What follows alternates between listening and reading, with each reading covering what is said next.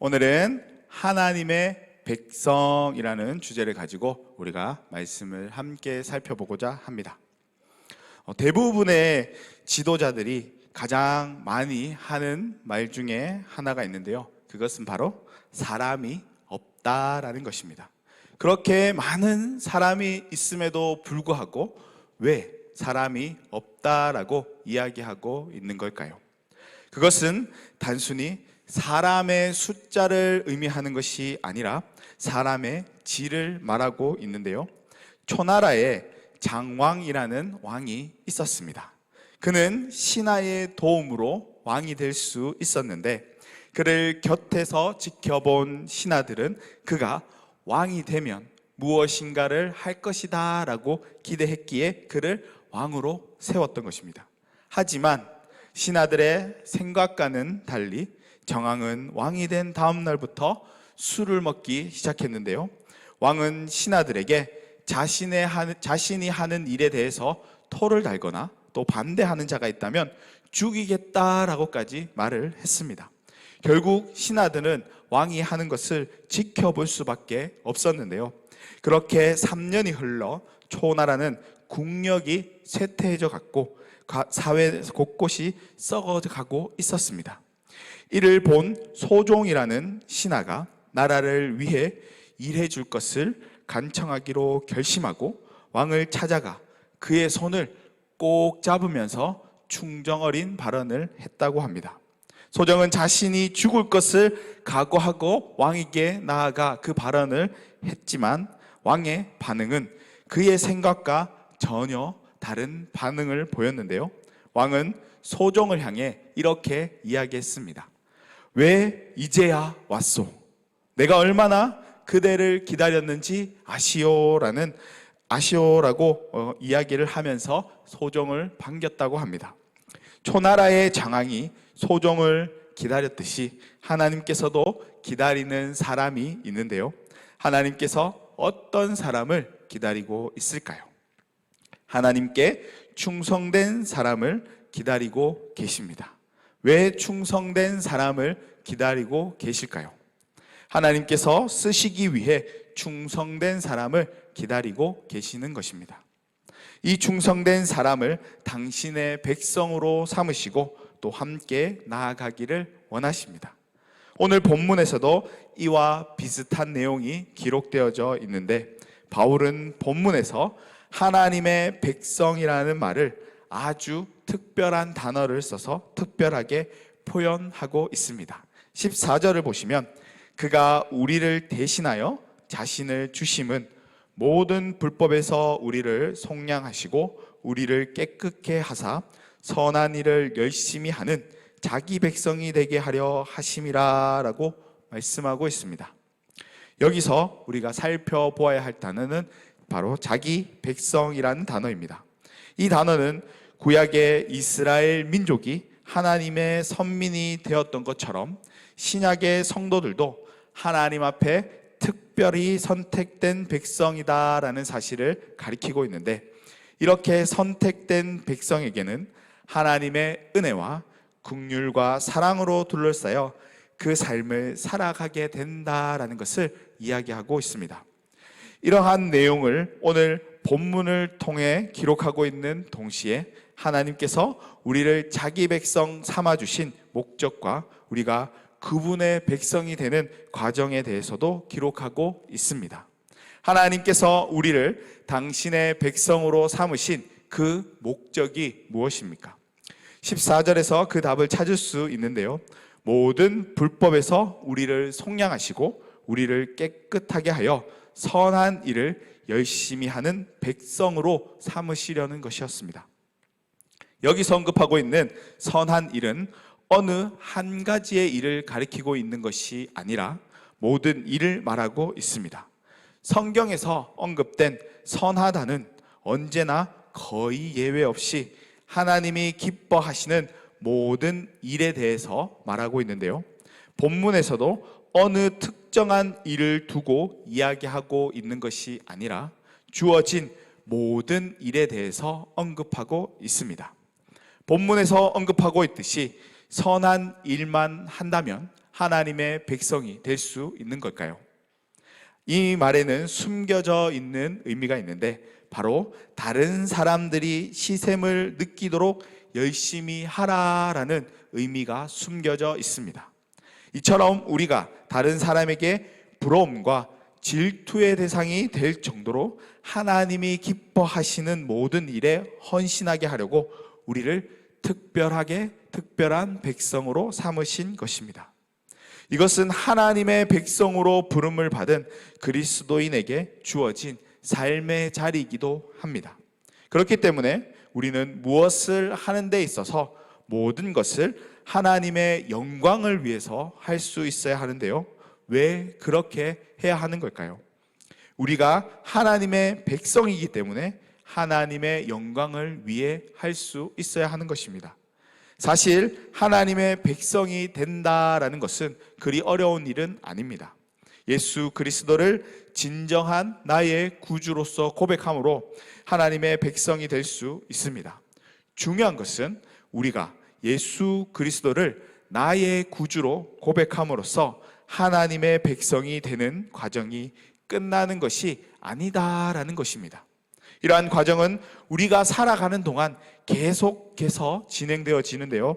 이렇게 계속되어 진행되어지는 이유는 우리가 아직 이 땅에서 살아가고 있기 때문에 끝나는 것이 아니라 계속 진행되어지는 것입니다. 오늘 우리가 본문을 통해 살펴볼 두 가지 중요한 사건이 있는데요. 이 두 가지의 사건은 우리가 진정한 하나님의 백성이 되어가는 그 과정을 설명해 주고 있는 것이기도 합니다. 본문 속에서 언급되어지고 있는 두 가지의 사건은 이 나타난다라는 단어 속에서 표현되고 있습니다. 본문에 나타난다라는 단어는 11절과 13절 두 번에 걸쳐 언급되어지고 있습니다. 이 나타난다라는 한 단어 속에 드러나는 두 가지의 역사적 사건이 있는데 하나는 구속사적 사건이 드러나고 있습니다. 이것은 이미 이루어진 사건에 대해서 이야기하고 있습니다. 예수 그리스도를 믿는 우리에게 하나님의 은혜는 십자가에서 이미 나타났습니다. 11절에서 기록하고 있듯이 모든 사람에게 구원을 주시는 하나님의 은혜가 십자가 사건을 통해 우리에게 주어진 것입니다. 하나님께서는 우리를 구원하시기 위해 십자가를 통해 당신의 은혜를 나타내심으로 받을 자격이 전혀 없는 우리를 향해 사랑과 긍휼을 베풀어 주신 것입니다. 로마서 5장 8절을 보면 우리가 아직 죄인 되었을 때에 그리스도께서 우리를 위하여 죽으심으로 하나님께서 우리에 대한 자기의 사랑을 확증하셨느니라고 말씀하고 있듯이 하나님은 십자가를 통해 당신의 사랑을 나타내셨습니다. 이 십자가를 통해 하나님의 은혜가 우리 가운데 나타났음을 알 수 있습니다. 또한 이 은혜로 말미암아 하나님의 진노를 피할 수 없었던 우리가 죄 사함을 받게 되고 또 구원을 받는 삶을 살아갈 수 있게 되었습니다. 그래서 십자가 사건은 모든 사람에게 구원을 주신 하나님의 은혜입니다. 바울은 이러한 십자가 사건이 하나님의 은혜인 동시에 하나님의 선물이다라고 기록하고 있는데요. 에베소서 2장 8절을 보면 너희는 그 은혜에 의하여 믿음으로 말미암아 구원을 받았으니 이것은 너희에게서 난 것이 아니요 하나님의 선물이다라고 기록하고 있듯이 우리가 하나님의 백성이 될 수 있었던 것은 오직 하나님의 은혜다라는 사실을 밝히고 있습니다. 이것은 변함없는 사실이고 이에 대해 우리는 살아가면서 하나님의 크신 은혜에 감사하는 삶을 살아갈 수 있어야 합니다. 그래야만이 우리가 하나님의 백성으로서의 삶을 계속해서 감당하며 나아갈 수 있기 때문입니다.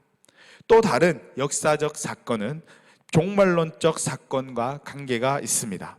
종말론적 사건은 미래적인 사건인데 13절 말씀을 살펴보면 복스러운 소망과 우리의 크신 하나님 구주 예수 그리스도의 영광이 나타나심을 기다리게 하셨으니라고 말씀하고 있습니다. 이것은 예수님의 신성을 증명할 수 있는 구절 중 하나이기도 한 반면에 하나님이 곧 예수 그리스도이다라고 말씀하고 있는 것이기도 합니다. 우리의 하나님이신 구주 예수 그리스도, 그분의 영광이 나타날 것이라고 성경을 통해서 예언하고 있습니다. 이것은 예수님께서도 제자들을 향해 마지막으로 남기신 말씀이기도 합니다. 이처럼 우리는 예수님의 영광이 나타날 그날을 기대하며 그 삶을 살아가고 있습니다. 군대를 갔다 온 남성분들이라면 누구나 공감할 수 있으실 건데요. 군대 생활을 하면서 가장 열심히 청소했던 때가 언제였습니까? 바로 높은 지휘관이 군대를 방문할 때, 그때 가장 열심히 청소를 합니다. 저도 군 생활을 하면서 군단장이 부대를 방문할 때가 있었는데, 그때는 며칠 전부터 부대의 구석구석 청소했던 기억이 있습니다. 근데 청소를 하면서 꼭 이렇게까지 해야 하나 싶을 정도로 그런 생각이 들 만큼 열심히 청소를 해야 했습니다. 이렇듯 군부대에서도 높은 사람이 오는 것으로 인해 이렇게 난리법석을 부리면서 준비를 합니다. 높은 지휘관에게 잘 보이고 싶은 부하들의 마음이기에 평소에 하지 않는 행동까지 하면서 그렇게 준비를 하는 것입니다. 예수님을 기다리는 우리의 마음은 어떤가요?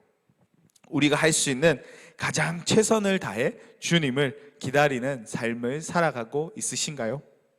진정으로 예수님의 영광이 나타날 그날을 기다리는 사람은 이전과 다른 변화된 삶을 살아가게 될 것입니다. 과거 자신을 위해 최선을 다하는 삶을 살았다면 이제는 예수님을 위해 최선을 다하는 삶으로 변화되어 그 삶을 살아갈 것입니다. 이렇게 변화된 삶의 모습을 신학적 용어로는 성화라고 이야기합니다. 주님의 오심을 기다리는 동안 하나님의 백성다운 사람이 될 수 있도록 성화하는 것을 촉구하는 덕목들이 12절 말씀을 통해 기록되어져 있는데요. 12절 말씀을 보면 우리를 양육하시되 경건하지 않은 것과 이 세상 정욕을 다 버리고 신중함과 의로움과 경건함으로 이 세상을 살라라고 말씀하고 있습니다. 이와 같이 성화의 삶을 살면서 그 영광의 나타내심을 기다리라고 말씀하고 있는 것입니다. 예수님의 영광이 나타날 그날을 기다리는 삶에 대해 또 다른 측면에서 접근해 볼 수 있는데요. 그것은 소극적인 측면과 적극적인 측면에서 접근해 볼 수 있습니다. 먼저 소극적인 측면은 경건하지 않은 것과 이 세상의 정욕을 다 버리는 것입니다. 경건치 않는 삶의 가장 정확한 정의는 하나님이 없는 삶이다라고 할 수 있습니다. 지적으로는 하나님을 인정하지만 삶을 가만히 들여다보면 하나님이 안 계시는 사람들입니다. 이들에게 하나님에 대한 관념은 하나의 신은 될지언정 절대로 삶에 영향력을 끼칠 수 있는 분은 아니다라는 것입니다. 그래서 그들의 삶은 사실상 하나님과는 전혀 무관한 삶을 살아가는데요. 이것은 곧 불경건한 삶을 살아가는 것을 의미합니다. 이러한 삶의 자세에 관해 바울은 디도서 1장 16절에서 이렇게 지적하고 있는데요. 그들이 하나님을 시인하나 행위로는 부인하니 가증한 자요 복종하지 아니하는 자요 모든 선한 일을 버리는 자니라 라고 말씀하고 있습니다. 이는 자신의 삶에서 하나님은 중요하지 않지만 입술로는 하나님을 인정하고 예배도 드릴 수 있다라는 것을 말씀하고 있습니다. 하나님이 없이 사는 사람의 삶의 초점은 어디에 있을까요? 바로 자기 자신에게 있습니다. 자기만 의식할 뿐만 아니라 하나님을 의식하지도 알지도 못합니다. 이러한 자세로 사는 것이 바로 불경건한 삶의 모습입니다. 하지만 정말 구원받은 자로서 나를 구원하신 주님의 영광이 나타나기를 참으로 기다리는 사람이라면 경건치 않는 것인 이 세상의 정욕을 버릴 수 있게 됩니다. 이 세상의 정욕이란 이 세상이 추구하는 세속적인 삶을 의미합니다. 세속적인 삶은 이 세상만 알고 다가올 세상에 대해서 전혀 알지 못하는 삶을 말하는데요.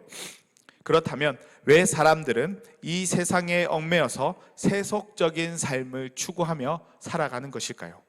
그것은 다가올 세상에 대해서 모르고 있기 때문입니다. 이 땅에서 살아온 삶이 어느 날 하나님 앞에서 심판받게 되며 그 심판의 결과로 우리의 영혼을 결정한다라는 내세의 가치를 우리가 참으로 알고 깨닫는다면 이 세상에서 사는 우리의 삶의 모습이 달라지게 될 것입니다. 그럴 때 우리는 세속적인 삶을 초월할 수 있게 됩니다.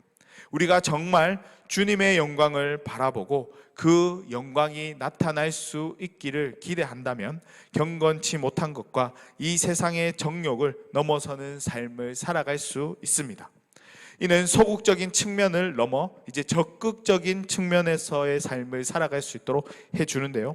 그렇다면 적극적인 측면은 무엇을 말하고 있을까요? 적극적인 측면은 신중함과 의로움과 경건함을 성취하는 것을 말씀하고 있습니다. 이 세 가지 단어가 가지는 의미가 각기 다른데 우선 신중함은 자기 자신에 대한 덕목을 의미합니다. 그리고 의로움은 이웃을 향한 덕목이며 경건은 하나님을 향한 자세를 의미하고 있습니다. 정말 우리가 나타날 주님의 영광을 바라보고 사모한다면 삶의 세 가지 영역에서 큰 변화가 일어나게 됩니다. 자기 자신의 욕심을 절제하게 되며 이웃과는 투명하고도 정직한 관계를 맺고 살아가게 되고 하나님을 경외하는 삶을 살아가게 되는데 이것이 하나님께서 원하는 온전한 삶의 모습입니다. 이러한 삶을 살아가기 위해서는 우선적으로 하나님의 놀라우신 은혜로 말미암은 구원을 받아야만 합니다. 그리고 나를 구원하신 주님의 영광이 나타날 그때를 사모하고 기다리는 삶을 살아갈 수 있어야 하는데요. 내가 주님 앞에 설 때에 어떤 모습일까를 생각하면서 주님의 영광이 나타날 날을 사모하고 기다릴 수 있어야 합니다.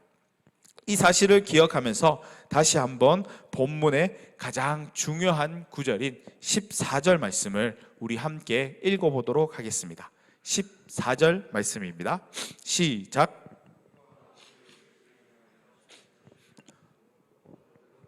우리를 속량하시고 우리를 깨끗하게 하사 선한 일을 열심히 하는 자기 백성이 되게 하려 하심이라. 아멘. 우리는 하나님의 사랑과 보호와 관심을 받는 그분의 백성이 되었습니다.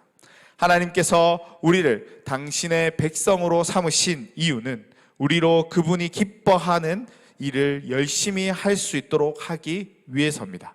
그리고 하나님께서 기뻐하시는 일을 하려면 그분이 기뻐하시는 인격을 가져야만 합니다.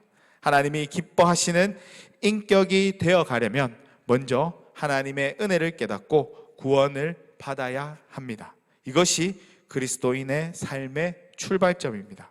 십자가를 통한 하나님의 은혜가 내 영혼 속에 나타났던 그 날이 있어야 합니다. 그 다음에는 주님의 영광이 나타나기를 사모하며 그 삶을 살아가야 합니다. 말씀을 정리해보면 먼저 나에게 나타난 하나님의 은혜를 망각하지 않아야 한다라는 것입니다. 신앙생활을 잘 하다가도 어느 날 갑자기 흔들리고 열심히 식는 후퇴의 순간을 맞이하게 된다면 그때가 바로 은혜를 망각하는 순간입니다. 하나님의 영원한 진노의 대상이었던 나를 하나님의 자녀로 삼아주신 그 구속의 은혜를 깨닫는다면 삶이 달라질 수밖에 없습니다. 바울은 이러한 사실을 깨달을 수 있도록 본문을 통해서 기록하고 있는데요. 이것을 11절과 12절 말씀을 연결해서 살펴본다면 모든 사람에게 구원을 주시는 하나님의 은혜가 나타나 우리를 양육하시고 경건하지 않은 것과 이 세상 정욕을 다 버리고 신중함과 의로움과 경건함으로 이 세상을 살아가게 한다라고 말씀하고 있습니다. 이렇게 살아가도록 하는 것이 바로 하나님의 은혜입니다. 이 은혜가 우리를 경건하지 않은 것과 이 세상의 정욕을 버리고 살아갈 수 있도록 양육해 줍니다. 하나님의 은혜를 깨닫고 그것에 감사하고 감격할 때 우리의 신앙은 자라나게 됩니다. 그 감격이 시들해졌다면 그것은 우리에게 찾아온 적신호일 것입니다. 지금 우리의 신앙의 적신호가 켜져 있지는 않은지 다시 한번 확인해 보기 위해서는 내가 신앙생활을 얼마만큼 정상적으로 하고 있는가, 하나님의 은혜에 대한 감격과 감사가 생생하게 내 삶 속에 살아 있는가를 살펴보면 알 수 있습니다. 우리는 항상 이러한 이 점에 관심을 두고 우리의 신앙에 적신호가 찾아오지 않도록 힘써 노력하는 삶을 살아갈 수 있어야 합니다. 다음으로 내게 이미 주신 은혜를 감사하고 그 은혜에 주님이 나타날 것을 기다려야 합니다. 분명 주님은 다시 오셔서 자신을 나타내심으로 우리를 구원해 주실 것입니다. 우리에게 주어진 구원은 오직 하나님의 은혜뿐입니다. 은혜와 가장 가까운 뜻을 가진 낱말은 바로 선물인데요, 이렇듯 구원은 하나님께서 자기 백성에게 주는 가장 큰 선물인 것입니다. 그런데 대부분의 사람들이 구원의 선물을 받고 기뻐하면서도 정작 그 선물을 주신 분에 대해서는 관심이 없는데, 이는 구원에 대한 확신이 없기 때문에 관심을 가지지 않는 것입니다. 구원에 대한 확신이 있는 사람이라면 선물을 주신 분이 나타날 날이 바로 우리가 참된 기쁨을 누리는 날이라는 그 사실을 알고 기다리게 될 것입니다. 나를 구원하신 그분을 영광 중에 배없는 그날을 사모하는 것이야말로 그리스도인의 경건한 삶의 진정한 동기가 되어야 합니다. 언제 어느 때 찾아올지 모를 그날을 기다리며 나를 구원하신 주님 앞에 내가 부끄러움 없이 떳떳이 설 수 있는 삶을 살아야겠다라는 그 다짐을 가진 사람의 삶은 다른 이들과 구별된 삶을 살아가게 될 것입니다. 이러한 삶은 하나님께서 우리에게 바라시는 삶의 모습이기도 하며 우리가 하나님의 백성이 되어가는 삶의 모습이기도 합니다. 이러한 하나님의 백성이 되는 은혜가 우리 가운데 임할 수 있기를 소망합니다. 무엇보다도 하나님의 백성으로 이 땅을 살아갈 때에 세상 속에서 구별된 삶으로 살아가게 하시고 우리가 받은 은혜를 잘 전하고 나누며 살아가는 저와 여러분의 삶이 될 수 있기를 주님의 이름으로 간절히 축복합니다.